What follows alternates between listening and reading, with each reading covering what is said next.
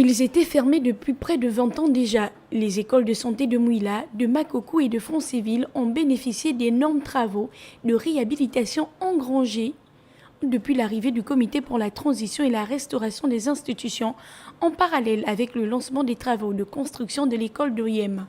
Après le coup de la libération, le chef de l'État personnellement, avec le gouvernement et le CTRI, ont pris la responsabilité de réouvrir ces écoles comme nous l'avons fait aux côtés du chef de l'État pour plusieurs autres domaines.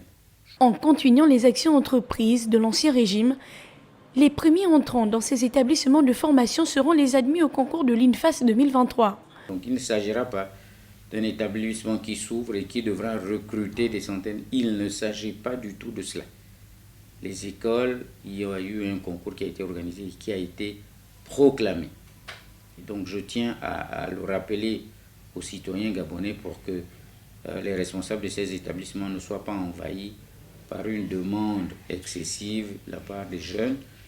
Sur la question du logement, le ministre de la Santé est revenu sur l'opérationnalisation des internats dans les écoles provinciales de formation d'action sanitaire et sociale de Makoko et de Mouila, à l'exception d'Oyem. Dans ces différentes écoles, il y avait un internat. La particularité, c'est simplement celle d'Oyem qui a été récemment créée parce qu'il s'est agi d'une réhabilitation de quelques bâtiments de l'ancien hôpital qui a été transformé en école. Et là, malheureusement, il n'y a pas d'internat. Notons que pour cette reprise, ce sont les filières d'infirmiers assistants, des auxiliaires en travail social, ainsi que les agents du génie sanitaire, de l'hygiène publique, qui débuteront leur formation dès début décembre.